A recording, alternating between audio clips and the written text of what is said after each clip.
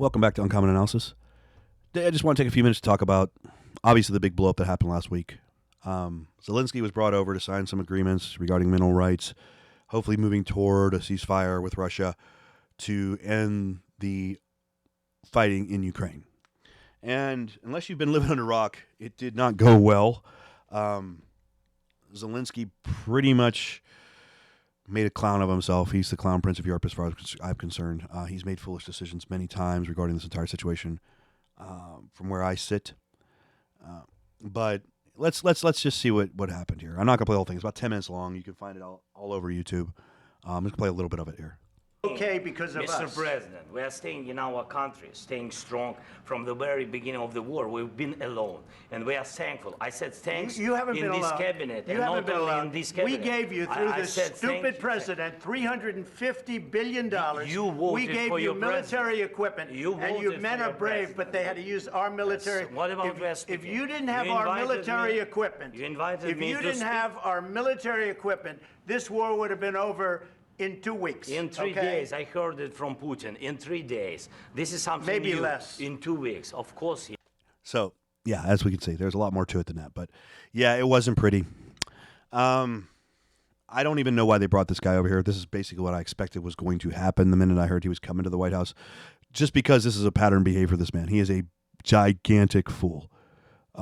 He doesn't understand the geopolitical realities of his own country, in my opinion, let alone the geopolitical realities of the United States and Europe. Turns out now, a few days later, it's been reported, of course, this guy met with Democrats who advised him to not sign the deal before he met with Trump on camera to start this whole fight. Not surprised by that either, because there's a pattern of that. When Russia originally invaded, Ukraine beat them back. They didn't let them just get all the way to Kiev, right? They showed the Russians it was not going to be an easy little cakewalk like they thought. And in my opinion, right then and there, is after they had beat back the initial incursion, they should have been pursuing peace. It should have been the number one goal, because Ukraine does not have the capacity to beat Russia solo. It just doesn't have it. There's no way it's going to beat back Russia. It'll never take back that territory the Russia has claimed and is entrenched in. It just doesn't have the capacity to it. The country just doesn't. I'm not nothing against the Ukrainians, and this is not a defense of Russia invading. Understand? That's not me saying it's okay that Russia invaded. It's not. But this is a pattern with Zelensky. They did beat back the Russians initially. They showed that it wasn't going to be a roll. They weren't just going to roll over. And there was a time when they were trying to pursue peace real quickly after beginning, and that should have been. And then Zelensky got a bunch of globalists in his ear inside of Europe telling him, "We got your back, buddy. We'll take care of it." And now 3 years later, we have basically a meat grinder that we're paying for. And Ukraine is no closer to winning. It's going to eventually lose. It's a slow slog. Yes, it's a meat grinding slow slog, but Russia will win. Unless NATO or European nations are willing to put boots on the ground. That's the only way Ukraine's going to ever win back territory, unless, by force. They just don't have the capacity to do it. And right now, Ukraine is not part of NATO, so anything going on in Ukraine is individual. The United States is not directly involved in terms of we don't have a agreement obligation. If Ukraine was a NATO nation, then we would have an obligation to defend them. So what we're doing is what we want to do and we can do, right? What we choose to do, not locked into NATO agreement, non-aggression agreements. So the left has been trying to turn this whole thing into Trump's an idiot. Trump was disrespectful. Trump's the one that's in the wrong, right? But that's not surprising, right? The left and the anti-Trump, that's all they are. Everything Trump does is always wrong. But I think to counter that is real simple. We just take a look at this. This is the Ukraine's envoy, right? This is their ambassador here. Here's the middle of the argument. Watch what she does. Right now, I tell you, you take it so the bullets stop flying and your men stop getting Of killed. course we want to stop the war. So that's the Ukrainian ambassador right there. And I said to you, I want a with ceasefire guarantees. because you get a ceasefire faster than an agreement. Ask our people about ceasefire, what they think. There wasn't Doesn't any- matter. Face palming and shaking her head because she realized her president is a fool. Right then and there. He blew it all up. He blew everything they've been working for completely up with his actions. But the left's going to say Trump's the one in the wrong and he's disrespectful and he did everything else because it's just Trump, right? That's all they got is hate Trump. So now the party that traditionally is anti-war, at least claims to be anti-war, for at least my entire lifetime, generally speaking, now the warmonger party saying we need to do everything we can to help Ukraine. And the Republicans are traitors and all this other stuff. So, yeah, that's U.S. politics in a nutshell today and what you're dealing with from the left. But the insanity here is that two things I would say about this war. One, if Trump had been in the White House instead of them installing a dementia patient, I doubt Putin would have invaded in the first place. A couple things. Two, once Russia did invade, and none of this is defense of Russia. Do not think I believe what Putin did. No, Ukraine has a right to exist. They have a right to protect their territorial borders. But that doesn't mean they can win. Two, once they repelled the initial invasion, Ukraine should have been pursuing peace. It should have been its number one priority. So 3 years later, it's just a meat grinder that we're paying for.